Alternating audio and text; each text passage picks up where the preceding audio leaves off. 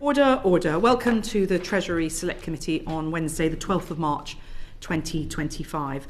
Today we're looking at the work of the Payment Systems Regulator, and I'm pleased to welcome David Geale, who is the Interim Managing Director at the Payment Systems Regulator, but it also wears a sort of twin hat because he's the Executive Director of Payments and Digital at the Financial Conduct Authority, which is something we may want to touch on in a moment. And Aidene Walsh is the Chair of the Payment Systems Regulator.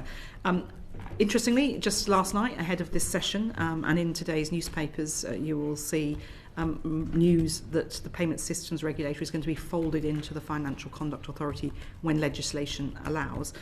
So we want to touch on that. But before we do so, we do have some declarations of interest. So Mr. John Grady. Yes, a family member of mine works for Virgin Money. And I have a family member who works for Allied Irish Bank, so I think that's everything. So we just wanted to move on to this news about the merger. In some ways, Mr. Geale, this may not be entirely a surprise, given that you are the acting head of the PSR, and Chris Helmsley, of course, left at the end of last year. Did you know this was coming when you took on the role? No. So I took on the role, Aidene can obviously talk to the board succession planning. I was a member of the board as an FCA appointed representative at that time. When Chris Helmsley left, I was asked to take on the role as managing director, which was a sideways secondment. And then post that, I think it was around November time, the joint role was created of Executive Director of Payments and Digital Finance in the FCA, which would also be Managing Director of the PSR. I've been doing both roles, if you like, on an interim basis since that time, but I was not aware that it would be, that the PSR would be merged with the FCA at that point. You didn't think that maybe combining the roles was a hint that it was moving in that direction? No, not at all. So we have been striving to work more closely, of course. And indeed, we've taken a number of steps that I'll be very happy to go through to try and work ever more closely together. And as a board and as an executive, we always look to be operating in the most efficient and effective way. Obviously, we became aware of the government doing an audit of regulators. That was a matter of public record. Of course, we expected to be included within that, and we had conversations with the Treasury along the lines of if they were thinking about something with the PSR, what could that look like? So it was more recently than that we became aware that this was a real possibility. Okay, and Aidene Walsh, as chair, you must have been obviously you're in the loop on this to know that this was happening. When did you know that the merger was was a realistic prospect? So it's exactly as David outlined. We responded to we give our response to the growth letter, and then we were in conversations around the audit of the regulators, and then that's when it became a discussion point about whether or not the PSR powers could be distributed to parts of the payments ecosystem. Okay, and as a board, as chair of the board, did the board offer this up as an opportunity, or was it pushed on you from somewhere else? The board didn't offer it up as an opportunity, but what I would highlight is, and that's part of our response in terms of our growth letter, was we have been looking at various ways to become more efficient. It's fair to say that although we have done a lot that we are absolutely proud of, with the Future of Payments Garner report and also with the National Payments Vision, they both alerted us to the fact that there was a view that there was a lot of regulatory congestion in payments. So it was incumbent on us as a board to actually look at ourselves and figure out how we could deal with some of that regulatory congestion. So there's been pressure on you from some sectors, but you've actually won some achievements for our constituents, not least on the push payment fraud. Absolutely. Do you think that actually played against you in these discussions? Well, I can't comment on the decision that was taken. As I've said, I'm incredibly proud of what the Payment Systems Regulator has done, particularly over the last couple of years, and also under David's leadership and Chris's leadership before that. But I think there is a time where you do look at what is pragmatic. I mean, the Payment Systems Regulator was set up 10 years ago, and it's fair to say payments has moved on tremendously in the last 10 years, and actually it's incumbent on all of us to look at what makes sense now for what we're dealing with at this point in time, and also when you start to look at some of the developments coming down the chain. Given that the board didn't offer this up, did the board have the confidence that it could move fast enough to keep up with those changes that you're talking about, that there is a lot of churn and change and need to keep up with the modern world.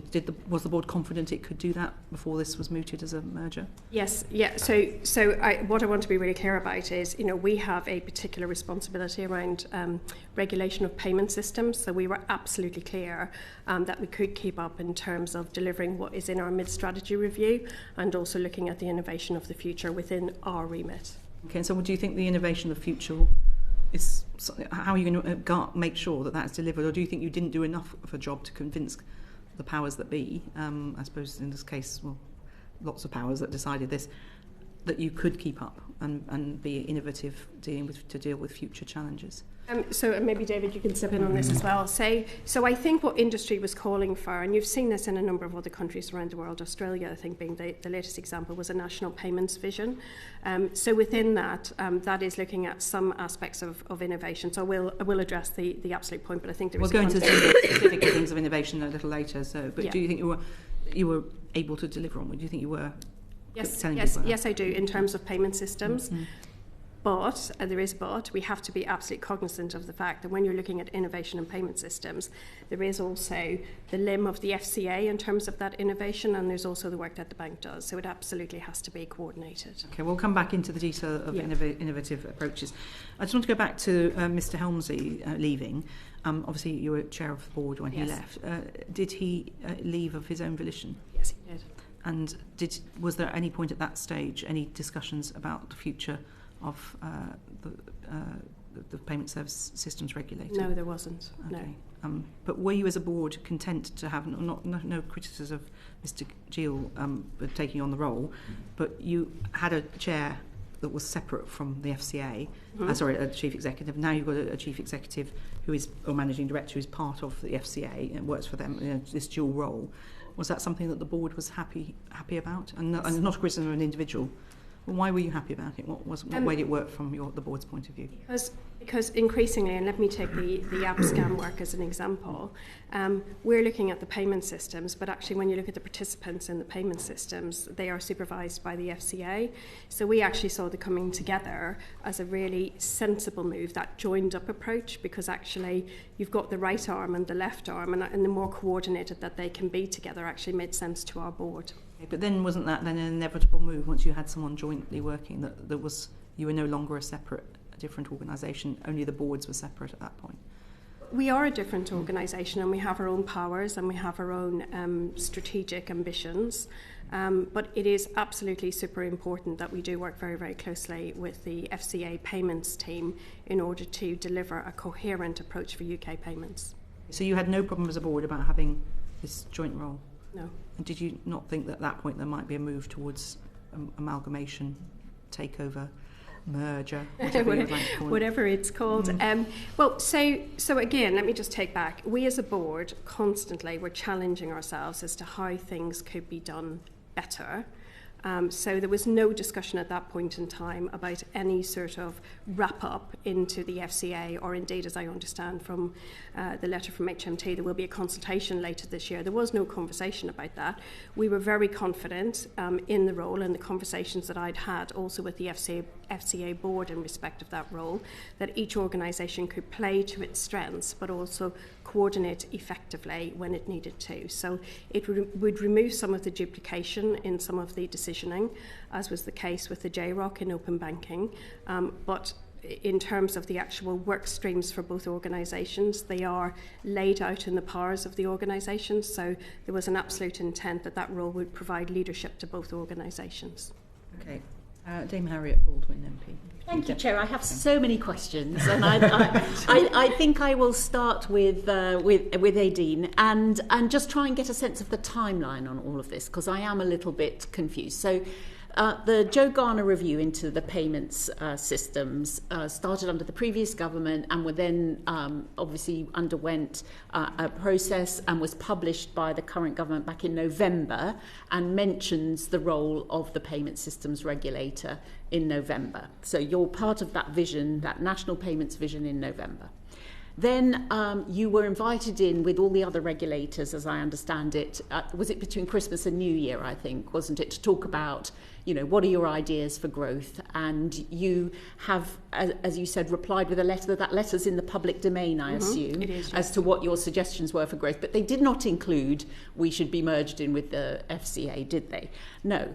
And then we get into, I guess, January or February. At some point, you must have got a call from someone saying, well, actually, we've taken the decision that we're going to ask the Payment Systems Regulator to become part of the FCA.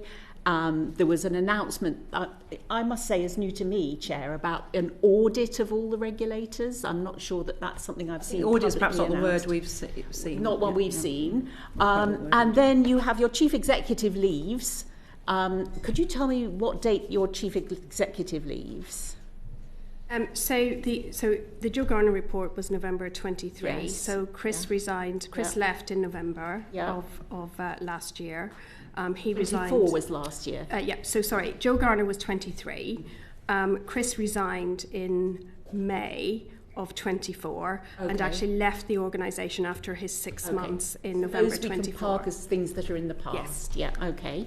And then the National Payments Vision document came out in November 24. Then the response to the growth letter, I think we published ours around mid-January. And then we were asked about so the decision was taken, as far as I'm aware, yesterday, but we were asked what might it look like if you... The decision was taken yesterday, the day we got the letter. When did you get the call? Yes. Yeah, we got the call yesterday, I think it was. So can I, if it helps, so we got the letter along with everyone else just before Christmas Eve in terms of the growth letter. We responded to that by letter. We were not called in. We didn't go in to have a discussion. We responded to the letter, as Aidene said.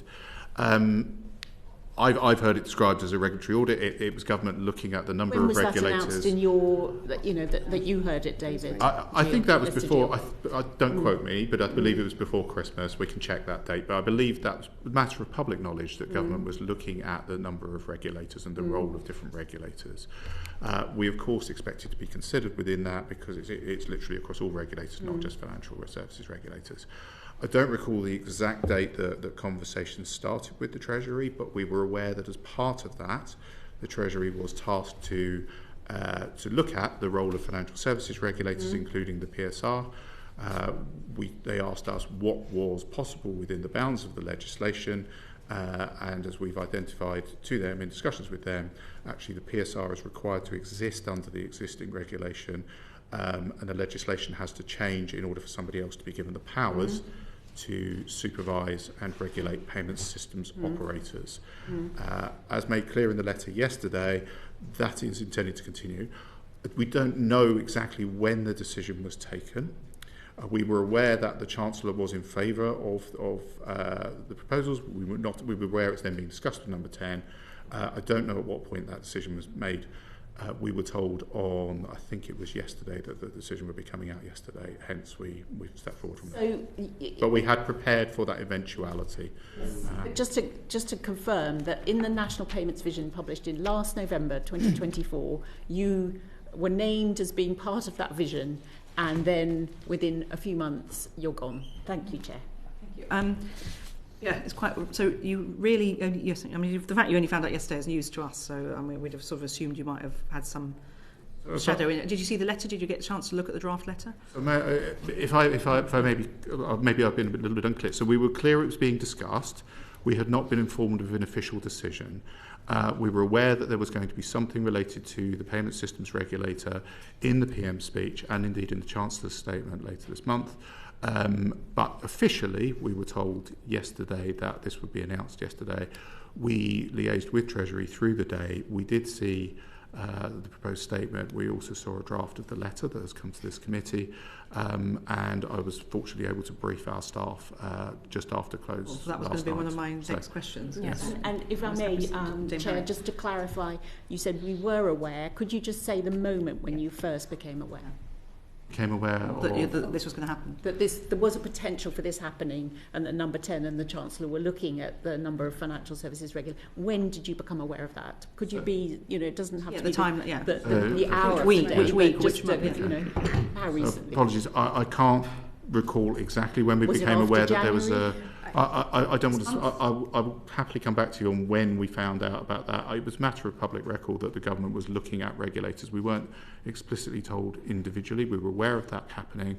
I cannot recall exactly when we were told that the Treasury were looking specifically at financial services regulators. Maybe if I could just clarify, David. So I think it was, we'll come back with the exact date, but I think it was around about late January, early February that we had some early discussions, which then evolved a little bit. But then beyond that, exactly what David has said is what has happened. That's incredible. So you found out when we did, and when the world did, about this. Do you think that was the right approach, Ms Walsh? You've got an organisation to manage here. So I think, so we have known that there is the potential of this happening. So as David said... That's what you're being both being very polite, I have to say. I am being polite. What's happened. But we're in committee here. You know, we hold government to account for things, we hold you to account for things. Do you think this was a professional way of handling the situation? So what I want to say is so it has been very clear for the last number of months that there is a deregulation. There is a lot of conversation around deregulation. So our key concern in all of this is our staff, actually, because in terms of what moves forward, the work will stay, and that's what's come out in the letter that you have received, is that the what is still there, it's the how it's executed that is really important. So we have been, and I think David has done an amazing job in terms of leadership, taking the staff along that pathway in terms of this is a potential, but as we said last night, we had to say to them, this is definitely happening.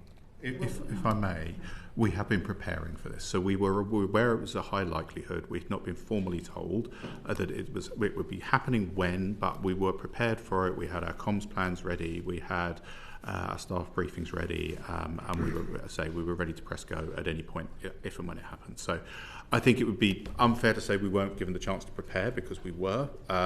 And we were ready to do that. Can you just be clear, going back to what Dame Harriet said, when did you start preparing your staff for this eventuality? Because it's a big job. I appreciate completely that your staff would need to be worried and need to know about this. So when did you start preparing? So clearly I could not pre-announce the decision. No. There was a lot of speculation in the media as that has come, that we've been talking to our staff in regular cascades about the fact that there was I call it an audit of regulators going on, and that we would be considered as part of that. Yeah. What I could not do was give people any certainty, because the certainty was not there for us. In terms of being formally told, we were formally told yesterday that it would be happening, and I agreed that I would brief my staff at 5:30 last night. So basically, if there was an article in the Financial Times or somewhere about this, then that was a bit of well, you had to then talk to your staff about it. Because we had a leak strategy. Yeah. Okay, so if something that might have been happening that you didn't know about but were thinking might happen was in the newspapers, you then had to brief your staff. So that happened. I would say that happened. I mean, I think there was speculation over the last few weeks, including an article in Sky News that suggested that this might happen. At that stage, it was not decided. So and Aidene Walsh, I think you're put in a difficult position, if I may say. Mr. John Grady, MP. Yes, Ms Walsh, you mentioned the government's deregulation agenda. Now, your organisation carries out work that saves people in Glasgow East and all of our constituents money and protects them. So, is there any proposed substantive reduction in the work that you will do once you're in the FCA? Is there going to be any deregulation that could make life harder for consumers? So what I can talk about is what we know at this point in time, and I think the letter that you have received from Treasury gives assurance that the work that we are focused on, which is the work that has been agreed in our latest mid-strategy review, that work will continue. So we see that as being very important work along the cards, along app reimbursement, along the renewal of the faster payment system, and that will continue. That, of course, will come to an end for mid-strategy review. After that, will the work become less consumer-focused, or will it have the same regulatory focus on consumer protection? At this point in time, I would fully expect that the focus on consumer protection would continue, and that our powers to support that will be transferred to the FCA in a go-forward situation. Thank you. Before I pass to Ms Young, can you tell us how many staff you've got? We today have 185 staff. And how many of those will move over to the FCA? Maybe I will Mr. hand over to you, David. Yes, so as things stand, because it requires legislative change to actually move the powers of the PSR over to the FCA, I would say that is, I would expect everybody to move at some point. Now, I think the caveat to that is that in the letter and the statement, that the Treasury does say that it is considering whether everything moves to the FCA or whether indeed things move elsewhere. So there are some of our activities, for example, that could be considered as moving to the bank. So we will need to look at the Bank of England, yes. What I am anticipating at the moment is that the PSR will continue as an organisation for a period of time until we get legislation. So I would estimate late next year. What I'm driving at is all of the people. Yes. We'll come to the board in a moment. I'm not talking about the board, but for the bulk of your staff, so 185 people, will still be needed to deliver the work that you're doing wherever it is located. Yes. So some may be redeployed within the FCA. So there are going to be no redundancies, no loss of head count. We are not planning any redundancies. Okay. So the budget, what's your budget now? Our budget for this year was £28 million. Okay. And that will get split across to wherever it's going. Are you expecting any savings in that budget as you consolidate with whichever bodies people get moved to? I think, if you will forgive me for the fact it's at an early stage of planning, so what I would anticipate is that for the majority of next year, we will need to still carry on a lot of activities within the PSR. There is a possibility that we could transfer some functions to the FCA. I don't know what those will be yet or when they will move. You have separate payrolls at the moment. You're in the same building. Do you have separate we payrolls are and things like that? all FCA staff, so all PSR staff are on FCA so contracts. No savings there on payroll, for instance. Same computer system. Well, obviously you'll have some. We have same IT system, same building, but what you will have is we do have some duplication of functions, for example, because we have to operate as an independent. So there's some body. duplication of functions, but you're pretty sure. I maybe don't want to hold you to it too tightly, given it was announced yesterday. At the moment, though, you're expecting that your headcount will not. The same people will be doing the job wherever they're based, the same number of people. I don't want to speculate that it will entirely be the same people doing the same job, because as was identified, some of our work will roll off and we will need to consider what's the most appropriate way to do it. There may be some redundancies, but it's not a big... We're not planning on redundancies. The FCA is a big organisation. I think we would always look to redeploy. Okay, so that then brings me, Aidene, to the board, and so presumably there wouldn't be two boards. The board will go once the PSR's rolled up, taken over, merged, whatever you want to call it. Yeah, so when that happens, but there is an interim period which could be up to 18 months, where legislation does take a while. Yeah, which does require for there to be an independent payment systems regulator board. But when that wraps up, then absolutely you do not need a separate board. What's it cost to run the board at the moment? How much do you as a group? I was going to say, I don't think it costs very much. I mean, 28 billion, I imagine it's a tiny fraction of that. So yeah, I'd say in the ballpark. I would say ballpark. Single thousands or a bit more? Maybe sort of 150,000. Because your payments. Yeah. Okay, so the savings for doing this are not great. So can I just ask, will this embrace or merger or whatever you want to call it by the FCA actually increase the likelihood of growth in the payments sector? So I'm going to answer that a slightly different way, because it's fair to say that when you look at the Future of Payments report and the National Payments Vision and the feedback, there is a lot of feedback that there is regulatory congestion. So from our perspective, we see it as a pragmatic next step to decongest some of that regulatory congestion that we have today. And if that starts to release growth in the payments sector, then that is a positive thing. There is a lot of feedback at this point in time around duplication, around how things could be streamlined. So, for example, the bank and the payment systems regulator both have a role to play with pay.uk. So if some of that can be streamlined, then I think that does unlock growth within financial services. Can I just probe a bit more on that? Because isn't the truth is 10 years ago when this was set up, it was a new sector, fast-moving sector. I can get the rationale for why it was set up. But there is a real trade-off, isn't there, between those that provide the payments infrastructure and do the transactions and the consumer interest. Mm-hmm. Is it not possible that if the PSR is absorbed into the FCA, transparency over where accountability lies for those different perspectives will be lost? If I start and then I'll hand over to David. So in setting up the ED Payments and Digital Assets /MD of Payment Systems Regulator role, that is a payments-focused directorate within the FCA, and I think that is a really powerful role. So as I look at it from where I'm sitting at this point in time, I think it will absolutely have the right attention that it needs to look after consumers and look after all aspects of the payments, the payment systems and the players within that. And I just think that, you know, the FCA is a massive organisation. I think it employs well over 5,000 people. Functions are added routinely by governments, mine previously and perhaps this one. I just wonder how you see the sort of utility of that sort of narrative that is merge us all together, remove overlaps. There are also questions of being pushed into a great blob of which you can't really see where the interests of this particular sector are properly regulated. I mean, that's got to be a risk, surely. If I may, I mean, I think the key thing for me is that payment systems need to be regulated. Yeah. They are not. The FCA does not currently have the powers to regulate the payment systems.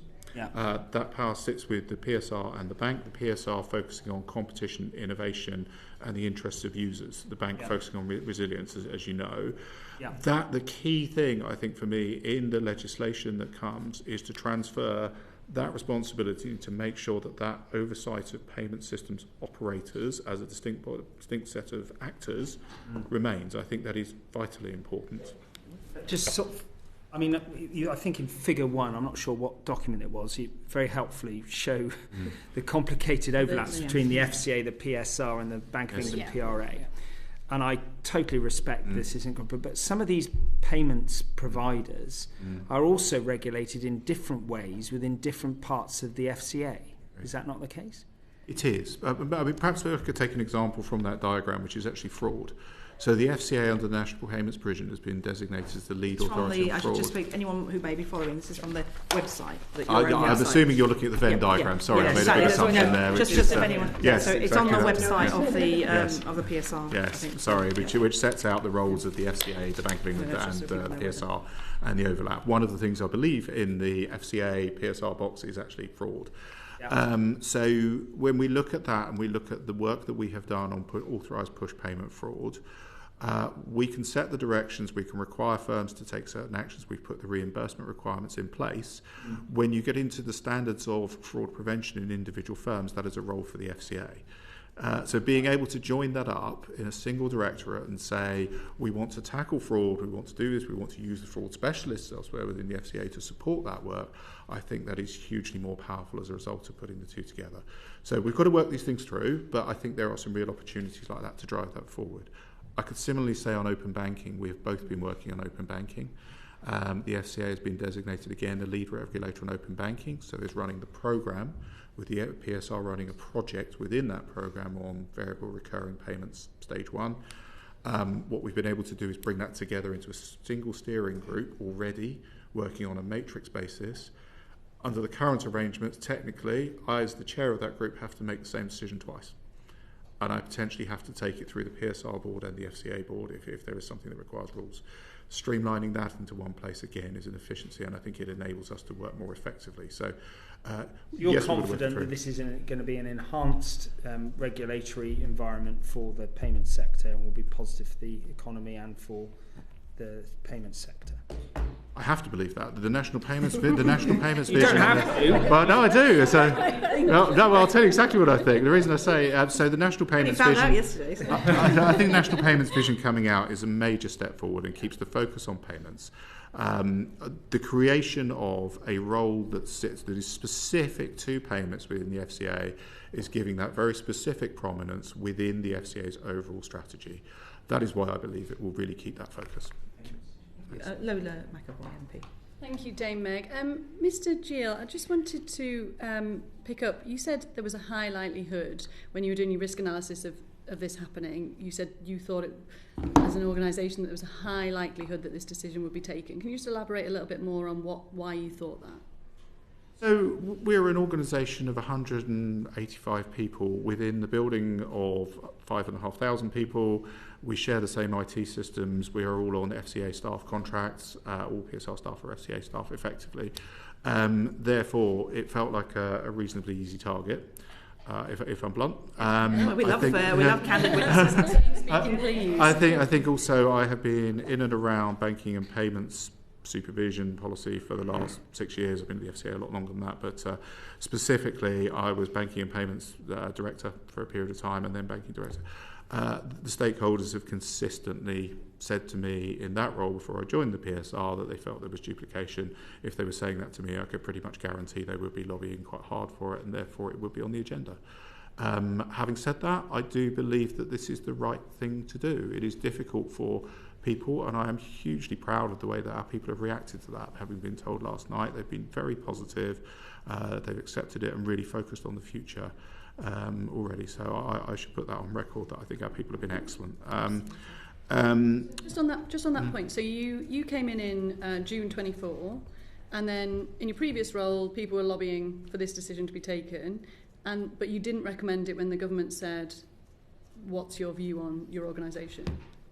No, I mean, I think the regulatory structure is a matter for government. The key important thing for me is that the work gets done. I think you can do it within the PSR, and the PSR has that focus, specifically on payment systems operators and payment systems.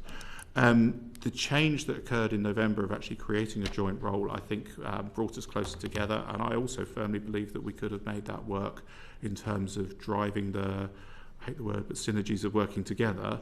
I think we could have made that work. But this is a choice, and the structure is a matter for government, not for us. Thank you. And Ms Walsh, obviously you've been in since February 23, and so, forgive me because this is a bit before your time, but when it was set up, what was the purpose of the organisation? Why wasn't it just put into the organisation, to the Financial Conduct Authority in the first place?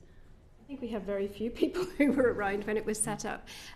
As I understand it, when it was set up, it was as a result of the Cruikshank report, and it was because there wasn't a single focus on payment systems in the UK, and clearly they are absolutely critical national payments infrastructure, and I understood that was because basically the FCA at that point in time did not have the focus on payment systems. So as David said, things have shifted dramatically over the last number of years. He was head of banking and payments. There is an absolute focus when you start looking at, I'll not drift into innovation, but when you start looking at future of payments, some of the things like crypto assets, stable coins, things like that, the FCA is leading on a number of those things.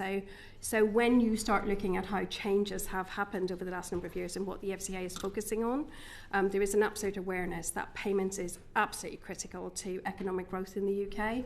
So I think now there is a completely different situation that we're facing into. Okay, and then, so just on that then, what do you think are the big successes of the organisation over the last 10 years? What are the things that have shaped the national landscape, and will you continue to make successes if this happens? We do a double act on that. Do you want to? Yeah. I mean, I would call out a number of things. So within payment systems, the PSR took action and issued about £30 million worth of fines on cartel activity. Now, the FCA has a competition function. That would have been a prioritisation decision of whether to look there or other issues. But the PSR was specifically set up to look at things like that as a competition economic regulator. It did so. Confirmation of payee, I think, is a huge step forward. So this is when you try to make a payment to somebody, it comes up and does a name check. That is a huge step forward in reducing fraud. It's now rolled out to 99% of firms. I think that is a major step forward for the PSR. I think equally, this year alone, we have published, or in the last 12 months alone, we have published the final rules on app scams. So we've implemented that, and we've seen that really take hold and start to make a difference. Happily talk about the figures later if helpful.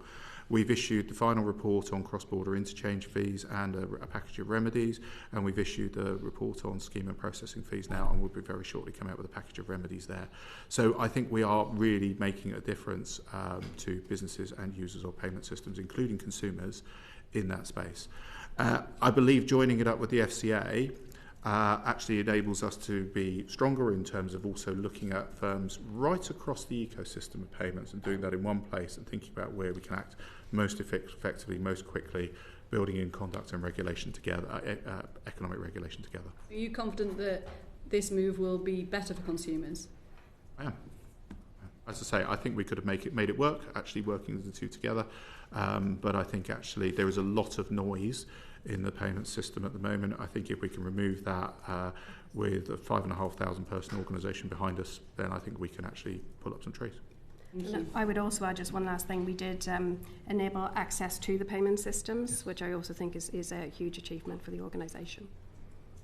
Before I go back to Dame Harriet, just picking up on some of the points that Mr. Glenn was touching on, when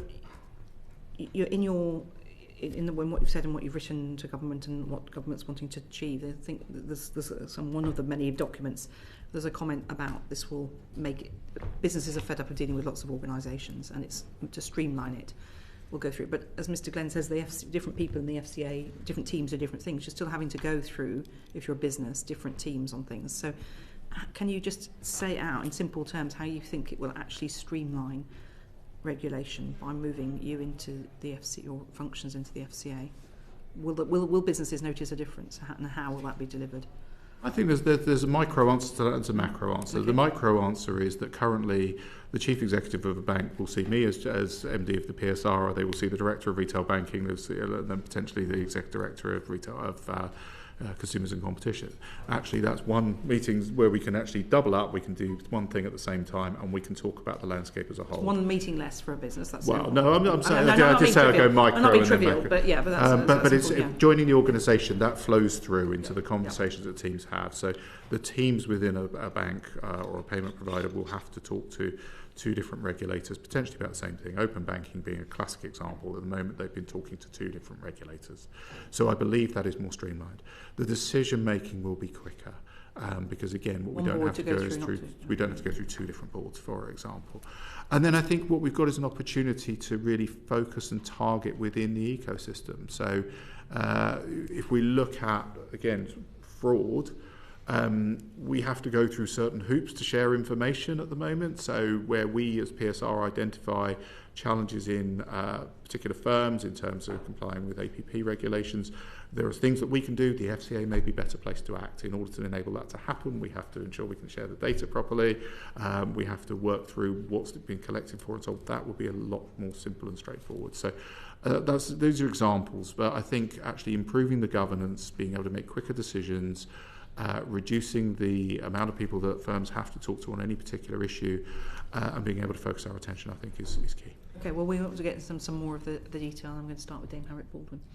Well, I was just thinking, Chair, I still, if you believe all those things today, Mr. Geale, why they weren't in your letter to the Prime Minister after the summit on how regulators could help growth? Changing the regulatory landscape and moving regulators is a significant step. This is something that would take a considerable period of time. I believe that we were responding to the question we were asked, which is what could we do to deliver growth. Yeah. We put forward a series of initiatives that we as the PSR believed could deliver growth, and we did say that we would continue to look at efficiencies in terms of the most effective way to work. The headline today from the government, and I'm reading it verbatim, is Regulator acts to boost growth. So, you could have put this in your letter, couldn't you? Well, as I say, I think it's such a good thing now. Well, so what I said was, I believe that we could make it work either way. I think having the strength of the FCA behind us is important. I believe we could have done that through the creation of the joint role. So, at the time, we were asked a question, as the PSR, what can you do? We said we would explore further opportunities to work more closely together. We had not done a specific piece of work looking at whether or not it was sensible to join the organisations up. You weren't having one set of private conversations about we think we should do this, while you made a public letter about these are the things we think the regulator could do to help. Before Dame Harriet picks up on moving into sort of what we might call the regular work of what you do, I noticed that the number 10 press release that's out today talking about this ends with the Chancellor, it lists the timeline of how they're going to make regulators work for the country. And the last point is that the Chancellor hauling in regulators in January to have these proposals scrutinised. The way you're talking today sounds very collaborative. Did you feel that you were hauled in, and is that, what did that lead to the tone? What tone of discussions were you having? So I believe that comment is more general about regulators in total. So there were regulators who were called in to...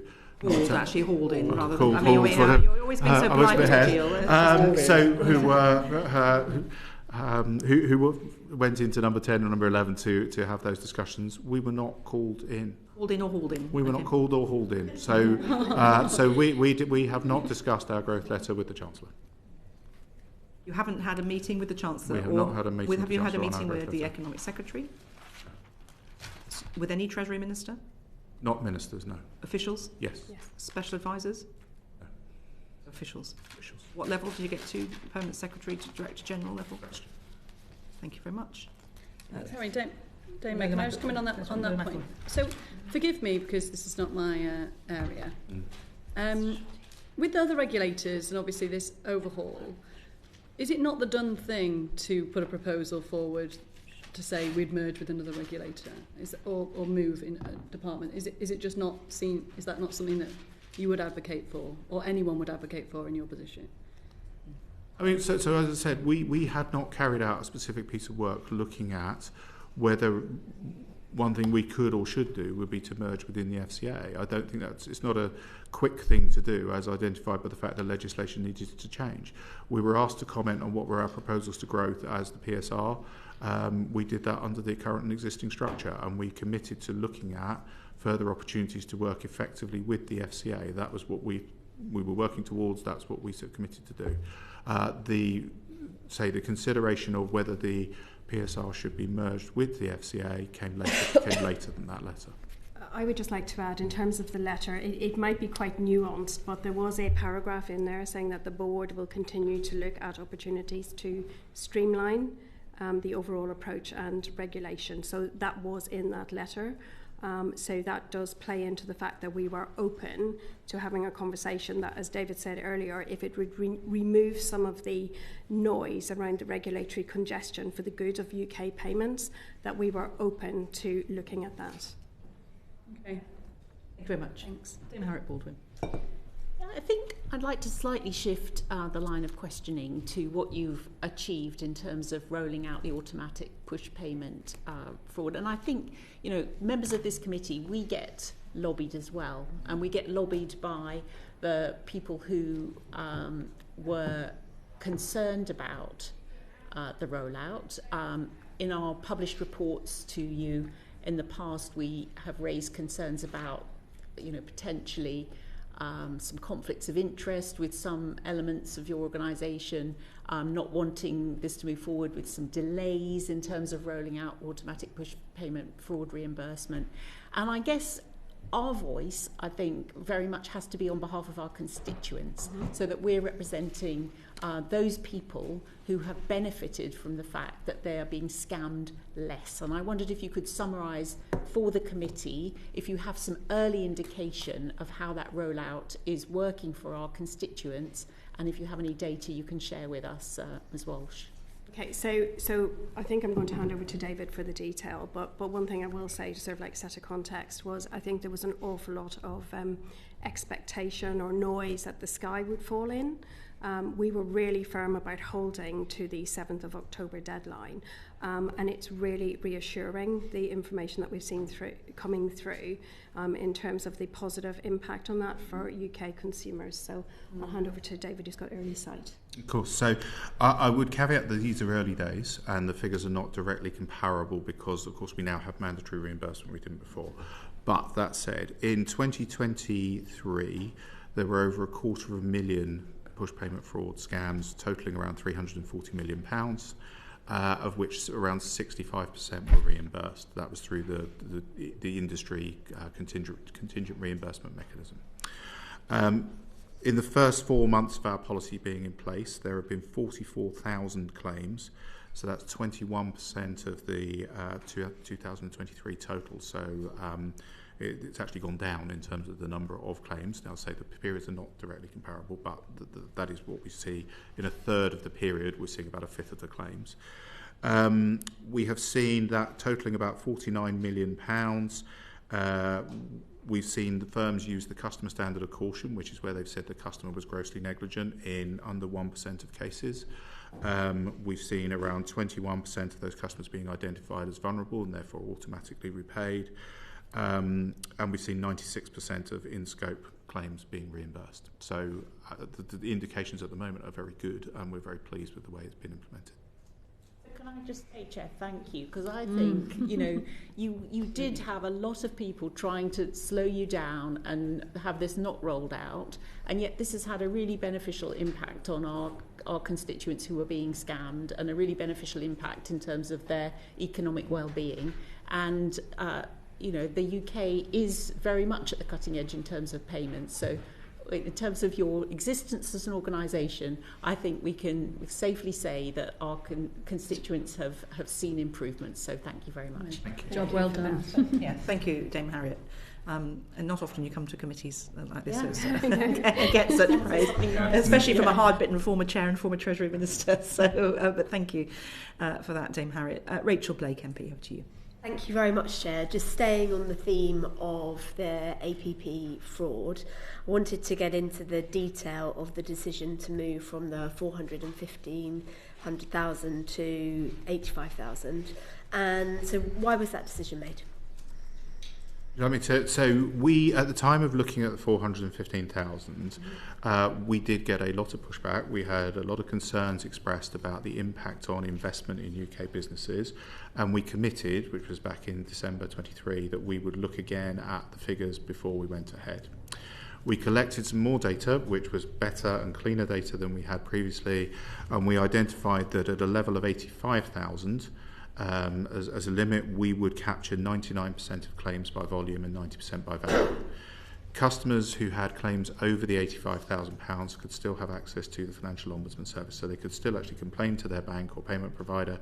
If they weren't satisfied, they could still go to the Ombudsman and seek compensation up to the Ombudsman limit, which would be 430,000, with the ability to recommend more. We therefore considered and took a very balanced decision that Aidene could also refer to in terms of the board, that we felt it was more appropriate to start at £85,000, and we committed to an independent review 1 year after implementation.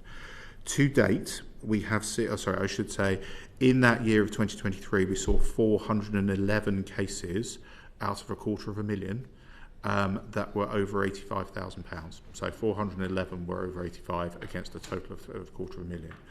That's why we felt confident to go ahead with the lower figure and to reflect on the feedback we'd had around impacts on growth and investment.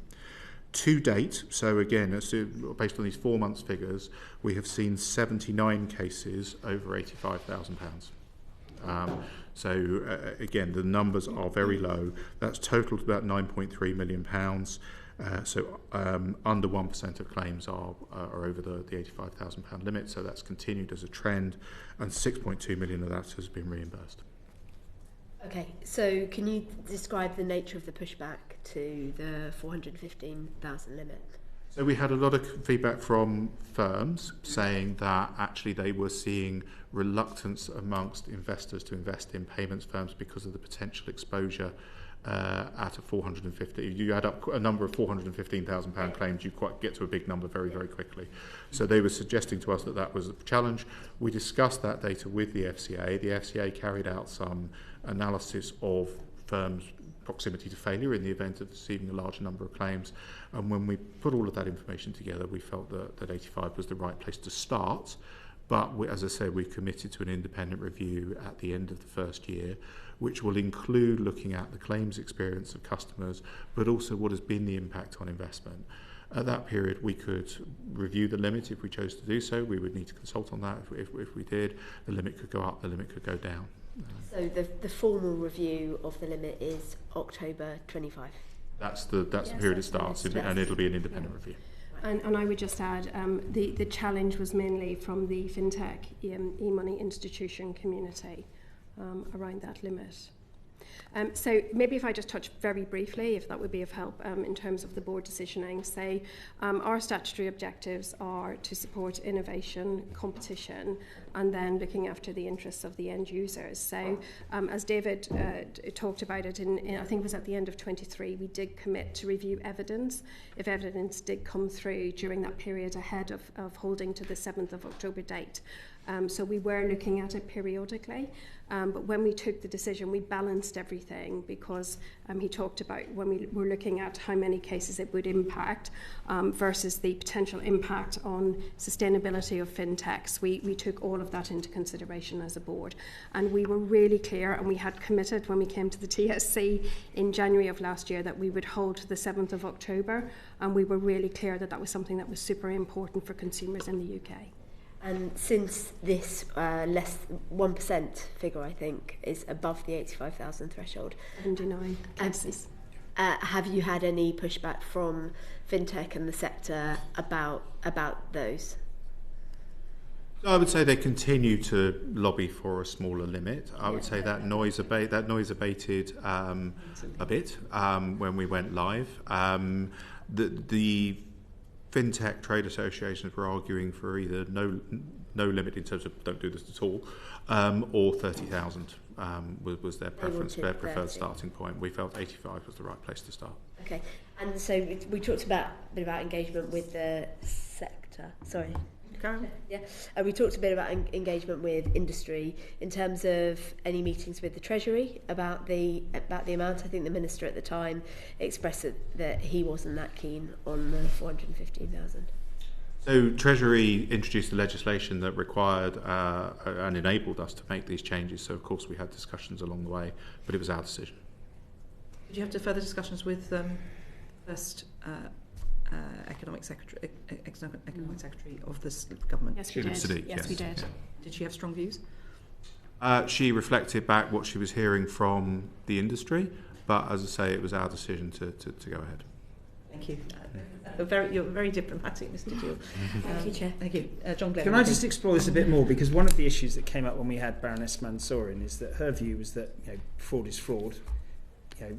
Fraud's still fraud if somebody's 415,000 or 85,000. And I suppose when you've said that the recent evidence shows that it's 9.3 million is above 85,000, so it's less than 1% of total fraud. If you actually break down per payments per fintech, the amount they're paying, it's actually probably a pretty small amount. So I have two questions. One is, was their perception of the actual risk to them realistic as to what was actually in play in terms of the risk to them? Or was there a behaviour shift consequential of some of the things you were doing? Because my understanding is that their systems are improving all the time to become more sophisticated. The second thing is, if you've got redress mechanism to go above 85,000 to the FOS still, you still create a degree of uncertainty from the point of view of industry and from the consumer. Isn't that in itself a classic example of the sort of unhelpful fudge that exists, where you've got, we want to sort of cover all our bases, but you want to send the right signal to fintechs, but we end up with a system where you've sort of done that, but you've still got the potential that the fintechs can have to pay 415,000 anyway? Yeah, so I would start with, is it perception or reality in terms of the investment? I think that's incredibly difficult to judge. We were hearing it very consistently that there was nervousness about investment. They do always say that, but what we also did was we worked with the FCA to look at what would be the impact on these firms. We also we collected data on firms who are receiving fraud. And the other thing I should mention is, of course, is that fraudsters banks having to pay 50%. That's the other key thing in the policy. It's not just the victim's bank, it's the fraudsters bank. So we worked with the FCA to look at what would be the impact on the sector, and would we be exposing a very large number of firms to risk? And if so, to think about actually what's the risk of failure of firms and potentially disorderly failure. Yeah. Now, on balance, we felt that the right thing to do was to start with a limit of £85,000. Now, the key thing there is that is pretty much guaranteed. I mean, it's mandatory reimbursement. It's not optional unless the customer has been grossly negligent, by which I mean they have perhaps ignored very specific, very repeated warnings. And as we've seen, less than 1% of cases are meeting that test at the moment. So the level of reimbursement will be expected to go up. Now, you're absolutely right. Firms' systems are improving all the time. And that's partly because we've changed the incentives, which is what we wanted to do. It's one thing to reimburse. What we want to do is stop it. And we have seen firms investing. We have anecdotally heard about a number of fraud prevention firms actually increasing their business quite significantly and selling those services. And that's the right thing to happen, I think. So that, to me, is driving the right behaviour. In terms of the Ombudsman service, well, any customer can complain about anything. The FOS applies different tests to the mandatory reimbursement. They will look at the circumstances of the case. They will consider what is fair and reasonable. They may make a partial award. They may make a full award. There's a whole series of things that can go into that. But what we wanted to do was bring in a mandatory limit that meant the vast majority of consumers were being protected, and that's what we've done. Thank you. If I just have one follow-up question. In terms of the technical changes that have improved the performance of the industry, isn't there a trade-off between delay in payment and sort of safeguarding? I mean, you know, the one way they do that is to extend the time for a transaction to take place. Do you have any view on what's happened in that regard? And you know, because that's obviously a negative for consumers in terms of the overall outcome and speed of payments. What would you say about that trade-off between speed? Yeah, so the FCA introduced guidance around the same sort of time that broadly reminded firms that actually there is an opportunity that if you really believe a payment is fraudulent and you've warned the customer still want to go ahead, you can pause the payment for it to give reasonable time to investigate, so 4 days. So they investigate. If the payment is not found to be fraudulent, fine, they have to let it go ahead. There is a trade-off there potentially with friction. I don't have specific figures for you at this stage. We are looking at what we can get hold of in that respect.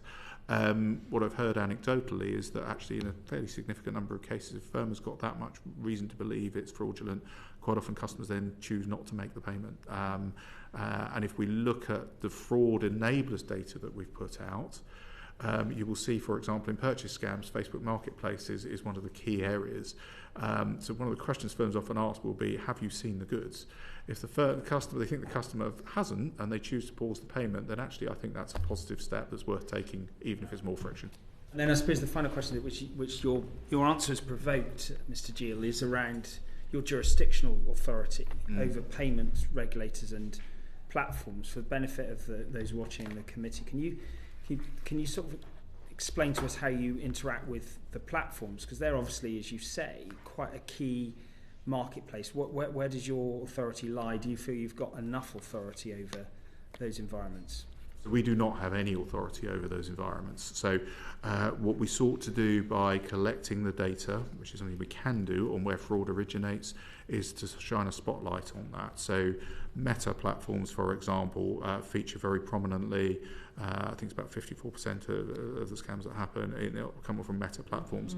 Telecoms, email, romance scams, again, these sort of things. So we wanted to shine that spotlight. We have shared that with others. We work with the FCA, who also do not have specific powers in that area. We've shared it with the Fraud Task Force. And indeed, we've published it so the public can see it.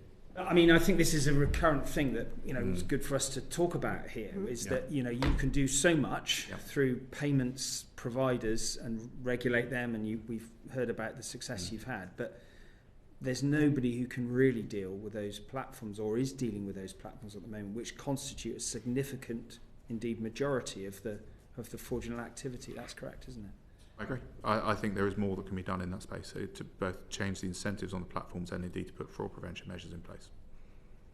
Thank you. Which neatly segues us into Ms Ewan Yang, MP.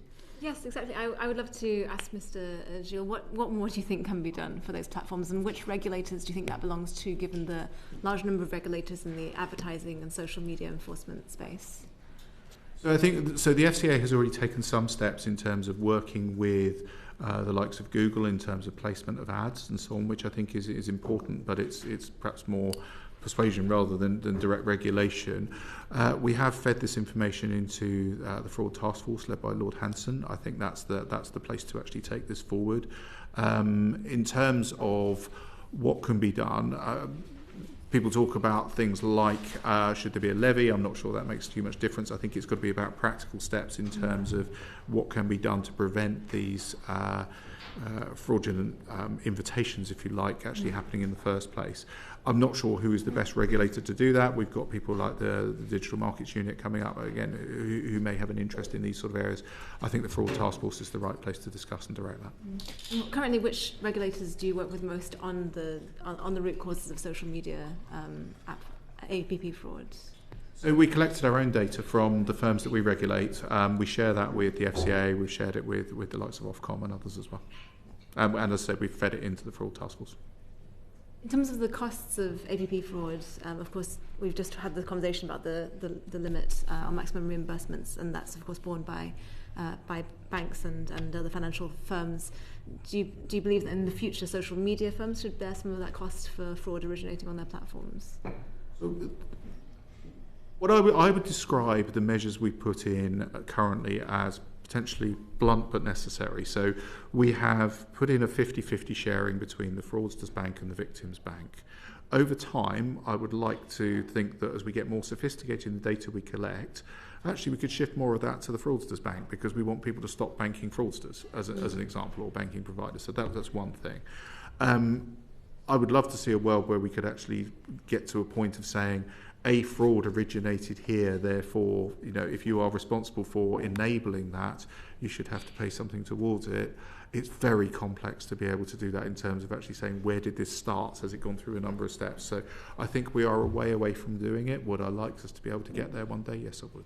Right, so that, for example, Facebook would eventually pay for frauds originating on Facebook. I don't know how that would be enacted, but in a world, in principle, it feels right to me that if somebody is enabling or the origination of a fraud, then they should have to contribute something towards it. But I don't know how you achieve that. I noticed you smiled in response. I was just, it's interesting actually, because I think Singapore are doing something whereby they are looking at sharing the liability amongst all the players. So definitely that will be something that we will be keeping an eye on. In terms of the kinds of people who report online fraud, I noticed that there was a remark in your report about younger people reporting it more. I was wondering if you had more demographic data about the victims of fraud that you're planning to publish. We are looking at consumer research as part of our independent review, so I don't at the moment. Specific to this, but that's something we're looking at, is the customer experience in terms of who's being scammed and so on as part of that. So we will do later, yes. Okay, that would be great. And finally, I noticed that you published again the league table on reimbursement rates from banks, and there was quite a big range from around 9% to 88% yes. Within banks. What was the reception like to that league table from the industry? Well, the first thing I would say is that if you look at the first report we published and the second report, some of the names have changed, and I think that's important because people have invested more in fraud prevention. It's one of those lists people don't want to be on. What we do is we share that with the FCA as the conduct regulator, who will then follow that up with individual firms where there are specific concerns as to whether the controls are strong enough or not. So it's a tool partly to give some light on the issue, because nobody wants to be on that list, and partly that we can work with the FCA to actually say, here are some hotspots you might want to go and look at. I would just add, there were some, I sat in on some really, really constructive conversations with organisations who then were showcasing what they were doing in order to address fraud in the system. So I think that's a super positive outcome of actually publishing the names in the first place. Great. So you can also, so you have also that role in incentivising the industry to improve itself.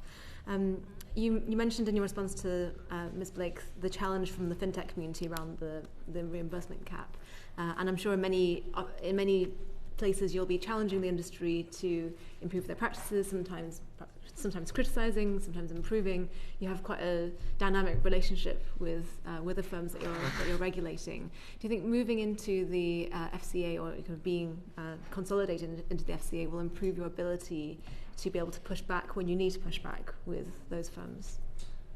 So for me, I think we need to look at what the legislation enables, because the FCA has quite different powers to the PSR. So, for example, the PSR doesn't have things like the senior managers regime, as an example.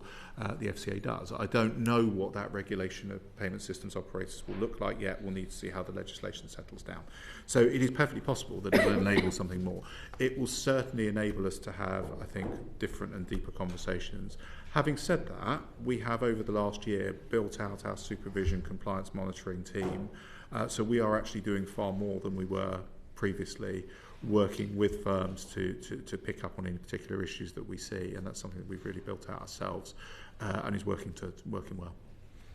Thank you. And just to say that as an MP who has constituents who've come to me with their experiences of ABP4, that have completely changed their lives for the worst. Thank you for your work, and I hope that the consolidation into the FCA means the work will continue at full pace as well. Thank you very much, Ms Young. John Grady, MP. Yes, thank you very much, Dame Meg. Just, you've got 2 investigations on the go at the minute, haven't you, on cross-border interchange fees and scheme and processing fees. But for my constituents in Glasgow East, it boils down to this, does it not? That they are paying more for goods and services than they should, because MasterCard and Visa have been increasing fees well above inflation. We believe that's the case in terms of merchants paying fees that are higher. So through both reports, what we've discussed, what we found, and we've published the final reports on both, is that on cross-border interchange, MasterCard and Visa increased their fees by 150 to 200 million since Brexit, when the limits that were applied within the EU fell away, so they increased their fees. And in scheme and processing, we've seen fees go up around 25% over the last few years, without, in our view,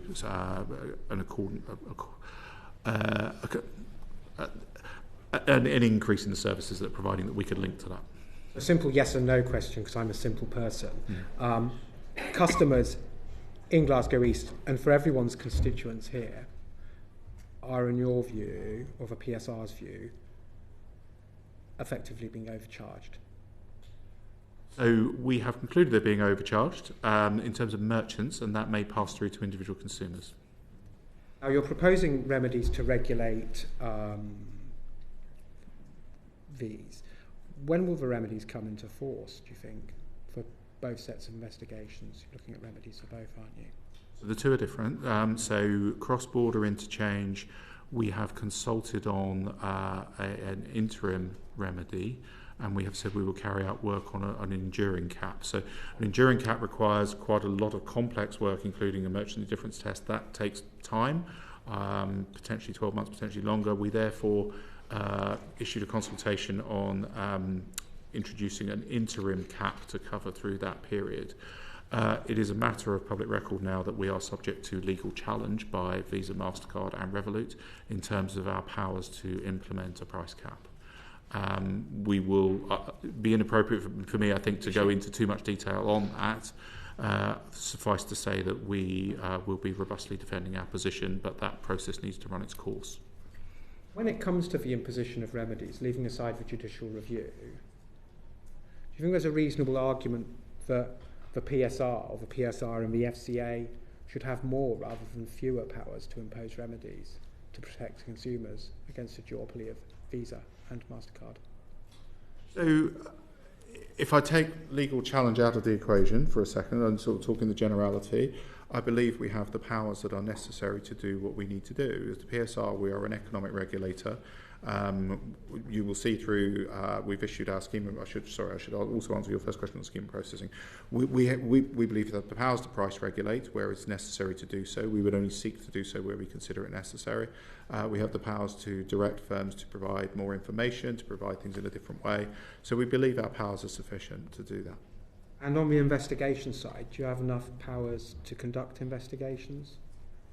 So we have powers to conduct investigations. What I would say is that the interventions we are seeking to make are complex, they are technical, they are difficult, so it does take time to do that.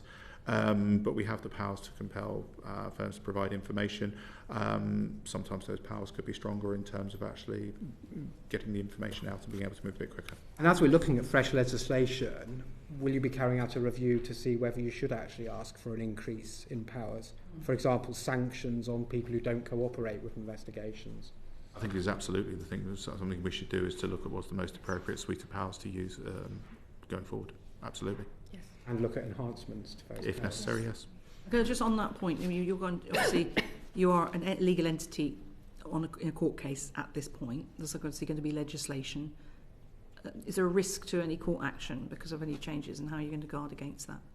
I would not see a risk to any court action because the PSR is the entity that has consulted on the use of these powers, and the PSR would still be in existence, as I say, as that entity making those interventions for even after future. a merger or takeover or whatever. That's So, the point. I mean, because it could get to a tricky point. Well, I think there is something in terms of looking at legislation, ensuring that there is an appropriate carryover of powers for the FCA to be able to continue the work that the PSR has done. I don't know how that would interact with the court. Well, indeed, a tricky issue for the legislators, which I think is, you now need to look at us on Yes. that. We'll bear that in mind. Thank you. Just to Mr. pick Grady. up on a couple more points, Dame Meg, thank you. Your investigation on cross-border interchange started in June 2022. We're pretty close to June 2025. So it's taken quite a long time. And consumers might ask, we're paying more than we should. Why is this taking so long? With that in mind, do you carry out benchmarking or other kind of lessons learned exercises to assess whether you could speed up your investigations? So we will absolutely do that as we go through, is to look back at the work that we've done and see whether we could have done it in a different way. I completely agree that is a sensible exercise for us to carry out. What I would say with cross-border interchange is that we did publish our interim findings. We were due to publish our final report, I think it was May or June of last year. Around that time, there was a general election where we were asked as other public bodies not to publish anything. We then had the National Payments Vision coming again. We wanted to look at that. And during the summer period, we received quite a lot of additional information and representations from both EU trade bodies and indeed MEPs. Now, the key thing for me is I appreciate the frustration in terms of the speed, but actually in many ways it's quicker to do it once and get it right than it is to actually go out with something and then find we've got to challenge it again. So hence we published it as quickly as I felt possible. Final question from me then, because I don't want to try the chair's patience. Trade bodies, we've seen it with fraud as well, the banks having a right good go at it, and the fintechs. Doubtless MasterCard and Visa and everyone else have got several QCs and Magic Circle firms advising them. The odds are stacked against the consumers, including my constituents in Glasgow East, getting a result here. Is there a true equality of harms here? That's why I think regulators exist, is to try and work through that. So that's also why I think it's really important that we do our work properly, we do our work well, and we can be confident in our findings. I am confident in our findings on both reports. Thank you very much, Mr. Geale. Thanks. Thank you very much. John Glenn. So thank you. Can I just get back into this cross-border interchange fees issue and the costs? Because some of the providers, you would imagine, have come and spoken to us, and they've said, well, putting it was at 0.2%, thinking about a cap, maybe 0.5%, but their fees are much, their costs are much greater than that in terms of the maintenance of the KYC regime, the fraud monitoring, the strong customer authentication, the Apple Pay fees. And if we take Revolut as a random example, and notwithstanding the challenges faced and the ongoing tension, shall we say, in law between yourselves, what work have you done to verify the costs associated with the accrue from interchange, the transactions going across borders? Their assertion that if a limit is put in at 0.5 or 0.2, it would mean that they would be bearing significant costs given the responsibilities that they have had placed on them around those things I mentioned over the last 5 years. Is that justifiable? Can you say that you've discounted that, or what assessment have you made of the costs accruing for them of maintaining that system? We've done a lot of work with the schemes and others to try to understand what changed. So what we saw post-Brexit was those fees go from 0.2, 0.3 to 1.15. And we asked what had changed, and we sought evidence in terms of what had changed to justify that increase. We did not see compelling evidence that led us to believe that there was a good case for doing that. As I said earlier, we did receive quite a lot of representation over the summer in particular. We absolutely acknowledge that to get to a specific level that we think is correct, then we have to do the merchant indifference test. There is more work to be done, which we've committed to undertake to get to what we think is a sensible permanent cap. What we did do, though, was introduce a more open consultation on an interim position. So we do not want to leave things for that period while we do that much more detailed work. We consulted on actually a number of levels, and we invited further evidence for firms to come back to us and tell us why a different level to 0.2, 0.3 would be correct, if indeed it is. I would point out that those are still the levels that they've agreed to within the EU. In terms of what's the difference, we struggled to see that. The only thing we could see as difference was that the UK had left the EU. We're still a member. I don't see any meaningful reason why their costs should have arisen consequential of leaving the EU in terms of servicing into country transfers. We did not find a compelling reason to say that costs that were otherwise being paid through interchange fees had changed sufficiently to justify putting them up by that amount. But we have invited evidence on that. We have issued an open consultation, and we are prepared to work and understand where a level should be. Why is it? Sorry, not criticism. I'm just curious. 3 years, like presumably it's in their interest too to bring this to a conclusion, to remove it. Why does it take so long to get to an objective truth on what the actual costs are, and therefore get to the bottom line of whether the cap can be verified? I don't mean this to sound flippant, but that's part of the problem because it is so complex. It is complex, it is difficult. We are looking at this through a lens of the UK is still a member of the single European payments arrangement. So we've not seen fraud looks lower between UK and EU than UK rest of world or EU rest of world. So we are struggling to make that justification. What we are doing is talking about some pretty big numbers in terms of what happens with the schemes and others, and therefore we get quite a lot of representation on that, and it takes a lot of working through. Your candour is really appreciated this afternoon. Thank you. Thank you very much indeed. Dr. Jeevan Sundaram. Thank you very much, Chair. I want to speak or ask about card payment fees, and particularly Visa and MasterCard. Card payment fees have increased by £170 million between 2017 and 2023. Now they might be paid by merchants, but fundamentally really paid by consumers, by our constituents. What do you think is driving these fee increases? So as we put out in our final report, I think the challenge is that these fees are not clear. Therefore, it's not clear to merchants in terms of, or acquirers in terms of what's mandatory, what's optional, what's the justification for fees, and so on. And therefore, there is a lack of competition in that marketplace. That's the finding that we've made. We have issued the final report on that, as you I think just quoted from. We will very shortly be coming forward with a package of remedies that we to try and address that. And what engagement have you had with Visa and MasterCard? Because I think 95% of transactions covered by them. What engagement you have with them to get those fees down? So we have extensive engagement with them, including both written submissions, oral submissions, and regular meetings, and sharing of a number of working papers to understand the position.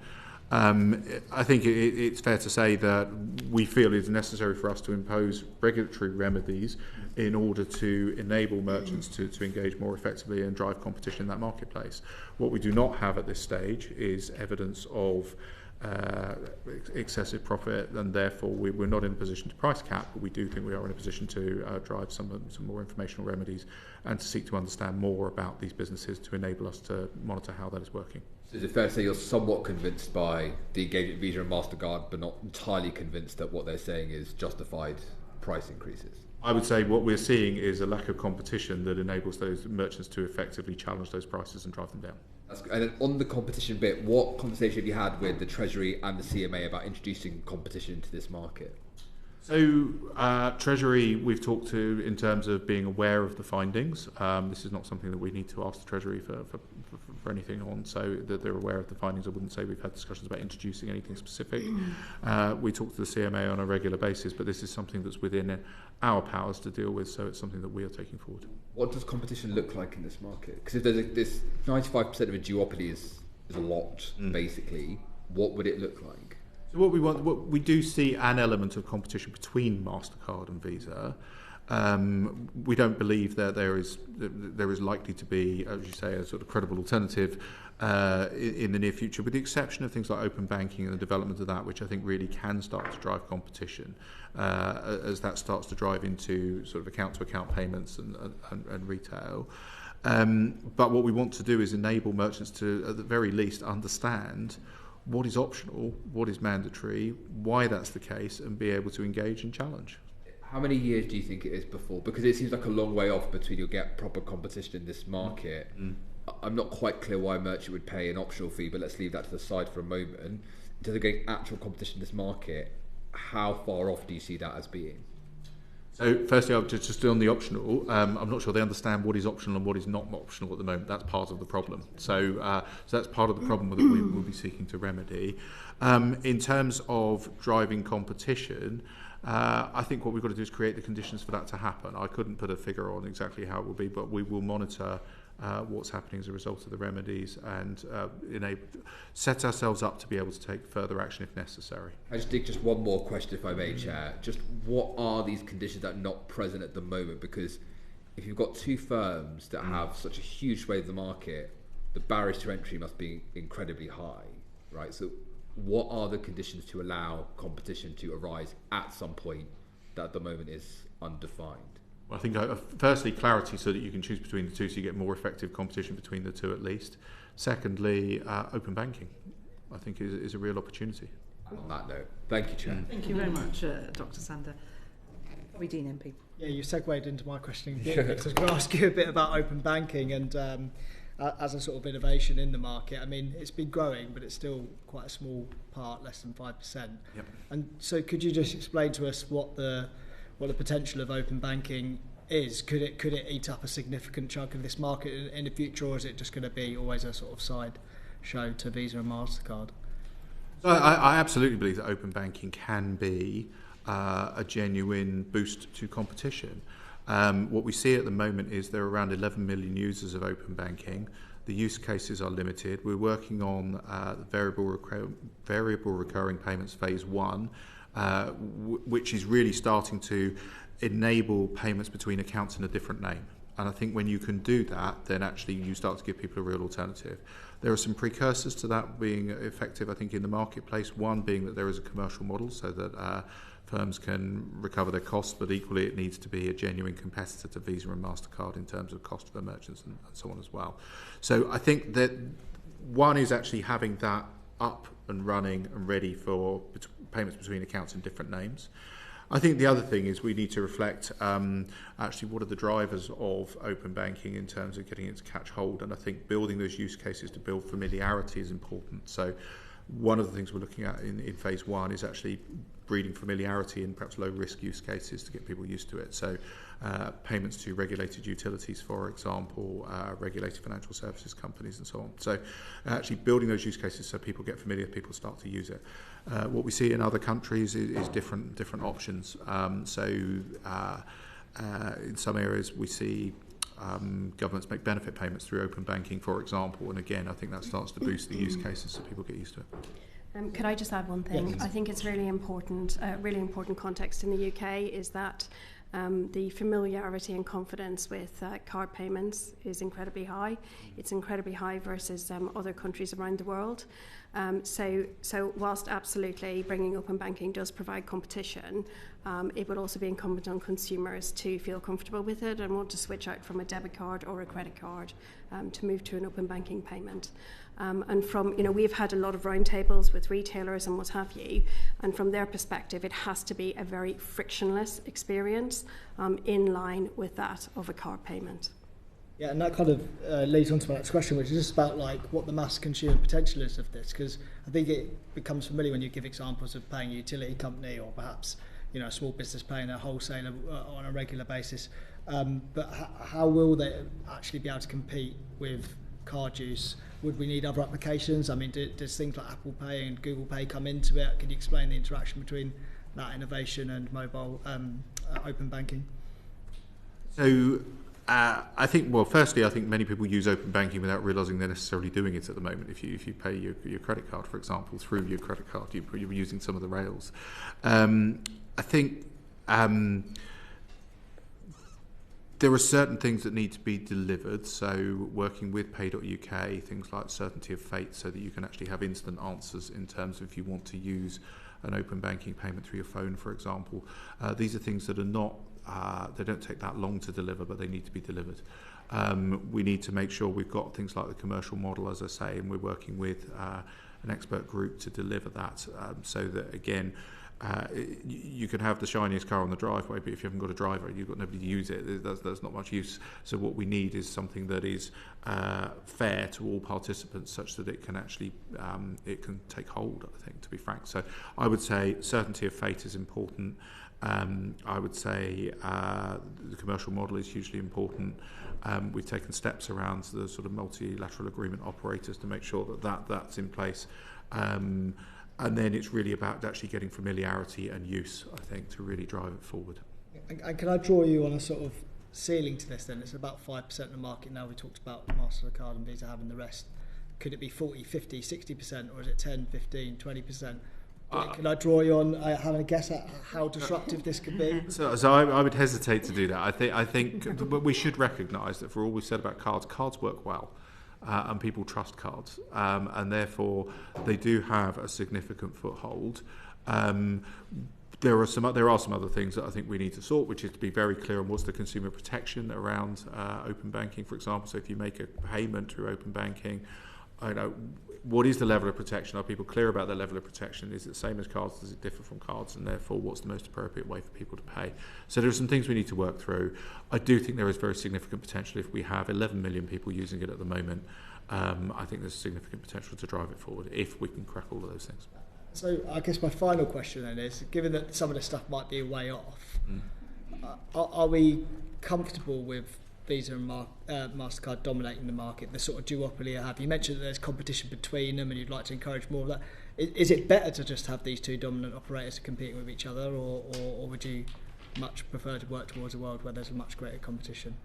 I would always advocate more competition. I think competition will drives innovation. We do see Visa and MasterCard innovate, but we drive different types of innovation in the market.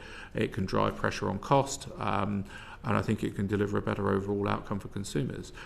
We have to reflect the current reality that we're in, which is that there is a dominant model in cards at present. That's built up over a period of time. It takes time to change that, but open banking, I think, is a major opportunity to do so. I mean, our aim is to give consumers and businesses choice. That is why, one of the reasons why we exist. So that for us is success, and then how consumers adopt is up to them, and it's up to retailers and what have you to further that cause. Okay, well, I mean, just a remark in passing that with speculation about more banks merging, the functions of the PSR is even more important. Just wanted to mop up on a couple of quick points in response to Ms. Yang. Ms. Yang raised some issues about the performance of banks, the relative performance of banks on PSR. And I just wondered if you could just give an example of anything you can see why you've got such a wide variation. I'm just trying to find the figure, but I think it was that Allied Irish Bank only reimbursed 9% of people and pushed payment fraud. Sorry, I couldn't find my figure here, but it was that other banks have gone much higher than that. And I mean, obviously, it's on a smaller payment base for a bank like that that's only operating in Northern Ireland. But what are you doing about the differences in payment? Are you clamping down on them? That's why we've introduced the mandatory requirement. Yeah. We saw, whilst I say we saw 65% of claims being reimbursed, the experience of customers depending on who they bank with, and that can't be right. That's why we introduced the requirement. So that should be fixed. What I would also say, though, is so when does that kick in? Because obviously our figures there's always a bit of a lag. So when will consumers see that difference? That whoever they're banking with, they should see this change. So we will be producing further figures this year. That's going to be done in 2 stages because of the approach last year that the mandatory reimbursement came in part the way through. So to show a full year set of data won't be helpful. What we're doing is we will publish that later this year. We're also consulting in the summer on what should be the most useful data going forward in terms of our fraud origination approach. The reporting is great, but then do you have a handle on why some are performing better than others? Is it just they've got better investment in systems, or are just keen? Yeah. Can I maybe jump Ms. in? Walsh. Consumers should have had a consistent experience from the 7th of October last year. So how we report that is a different matter. The 7th of October last year. Yeah. Okay. And then there's the payments delivery committee. Will that go over to the PSR, to the FCA when you merge? You talk about it. So as it stands, Nikhil Rati, who's the CEO of the FCA, sits on that committee, as do I for the PSR. We have not had a conversation about what happens to the seats on that committee, all the while the PSR You're expecting continues. that work to continue? That work will continue. I mean, that's Treasury, Bank of England, FCA and PSR. I don't see any reason why we would be stepping off that all the while the PSR exists. We'd love to read that more, but in the time I've got, I'm going to throw to John Grady MP. Just a quick question. You mentioned consumer protection. Now, these new ways of paying for things, if I was buying some sort of goods, I would always use a credit card because I've then got an additional route to claim. And I suspect, Ms. Walsh and Mr. Geale, you're not dissimilar in that front, being well informed. So the risk is we push people to pay using newfangled methods, but they lose protections because the law's not kept up, 1974 Consumer Credit Act. Are you aware of anyone looking at that whole piece? Because it would seem rather important to me to protect the constituents of Glasgow East and elsewhere. They're not pushed off down new payment routes and then are deprived of rights. Mr. Geale. Yes, so we, through open banking, absolutely need to work out what the consumer protection model looks like, and we need to make sure that is appropriate. And in order for it to take hold, I completely agree. I'm not aware of anybody taking a step back at the present moment in time and saying we have a series of different regimes. Should they be harmonised, for example? I'm not aware of that. As I said, the FCA is the lead regulator on fraud now, so that would potentially fall within the FCA's remit. Do you envisage, or have you, I mean, it's very early days because you only found out yesterday about the changes. Do you envisage this new legislation might include something on consumer protection? Because often governments tend to wrap things up together. So the PSR has a consumer protection or interest of users objective. I would hope that that is reflected in the legislation in terms of applying that sort of protection to payment systems operators in the future, because I think it's important. Sorry, I mean, just to be a bit clear on that, I mean, you hope that it is. I mean, what dialogue is going on with the Treasury about actually ensuring that it is? So it hasn't started yet, I think, to be fair. So I would fully intend, for what it's worth. I remember 3-4 years ago talking to my officials at the time when I was Economic Secretary about reforms to the Consumer Credit Act. There must be a cell of work that's going on there. There's always a cell of work going on somewhere in the Treasury, hopefully. Anxious that you're locked into it. Yeah. So the PSR's role on fraud is quite narrow and defined in relation to APP. The FCA is the lead fraud regulator. I appreciate I work for the FCA as well. The fraud was not particularly specifically within my remit. Happy to come back to you in terms of what work is going on. Not so much fraud as protection. Well, yes, protection. Well, consumer protection. You've taken the words out of my mouth, Dave, because what it's really about is consumer protection. I was quite surprised that your report in March, looking at scheme and processing fees, talked about competitive constraints, but I couldn't see any reference to these consumer rights. So maybe they're not a competitive constraint, but it would seem to me something relevant to the topic under discussion. So the work we did was specific to fees. The objectives that we have as the PSR include looking after the interests of users of payment systems, which I would equate to consumer protection. In any transfer of powers, I would expect that to be included. We have not had that discussion on transfer of powers. I can assure you that it will be part of our representations. I'm sure, and we will be watching that very closely. Sure. No. Thank you, Mr. Brady. John Harriet. Yes, because, again, looking at the government press release that announced your abolition this morning, it said that regulation will be cut back economic growth will be boosted by your abolition, and more money will be put into working people's pockets. And I have to say, and I may just be speaking for myself, but it worries me that what actually we might see as a result of what I hear is more of actually you're getting merged back in to the FCA.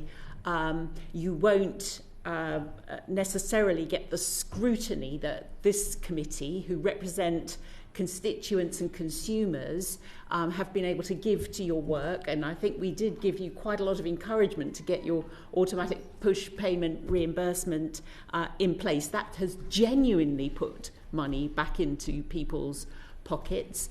And it worries me that when we scrutinise the FCA, we have the chair and the chief executive come. The chief executive has a binder about this thick, and we may not have the time to scrutinise this incredibly important area of economic policy unless we can get out of you today a commitment that you will still be willing to come in front of this committee to talk specifically about the payment system that you regulate. Because otherwise, I am very worried that there will be backsliding in terms of the protection for our constituents, and the lobbying will already have started that has successfully got you abolished effectively in the government press release, and we may see our constituents be less protected in the payment system. So I'm just putting that on record as a personal observation. No, actually, Dame Harriet, there was also a concern of mine as we as the FCA seems to grow.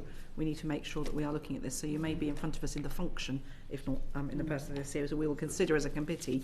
But it is absolutely important that this committee covers the whole ground of the work that you do. But can I thank our witnesses very much indeed for their candour, especially given that you only knew the news yesterday, that you were able to so candidly explain to us what you understand as what's happened, and give us some hint about what might be happening in the future. And appreciate that you couldn't tell us everything because you don't know everything yet. It's not all been worked through. But look, on a positive point, in 2023, before the automatic push payment scheme was introduced, only 65% of the value of scams was reimbursed. Under the new mandatory regime that you've introduced, 96% of the value of APPV is being reimbursed. So that is a success that I think you should be proud of and is good for our constituents. Obviously, there's more areas to probe there as it goes forward, and we'll keep an eye on these things. But today has been interesting because we've learnt that the PSR board was not aware of the consolidation of the PSR into the FCA, and it wasn't proposed by the board. That you as chair, Ms Walsh, was aware there was a feeling that there was a regulatory congestion, but that you didn't actually know what was going to happen. So we appreciate the candour on that, and that you were made aware of the decision to merge with the FCA by a phone call yesterday. So it's helpful to have that on the record, and you put on the record that there was no meeting with ministers or the Chancellor of the Exchequer prior to this decision being made.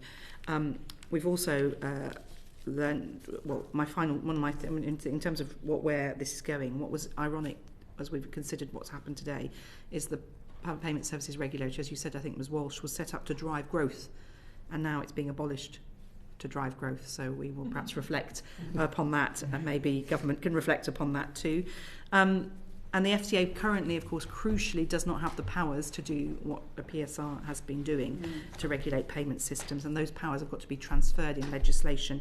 We have all been around the block enough to know that legislation doesn't always go as smoothly as expected, so I think it's important that we all keep an eye on that legislation to make sure we do not lose the important role and functions of the Payment Services Regulator. And I think you said, Mr Geale, that the PSR was a bit of an easy target for government, so we will bear that in mind in our work. We're seeing the FCA on the 25th of March, so no doubt they need to be prepared to answer questions on how they're going to absorb the work that you've been doing. But can I thank you both very much indeed. I think because of the time it will take to legislate, you may well be in front of us again in these roles, so I won't say farewell at this point. But can I thank you for your candour. Thank you very much. Order.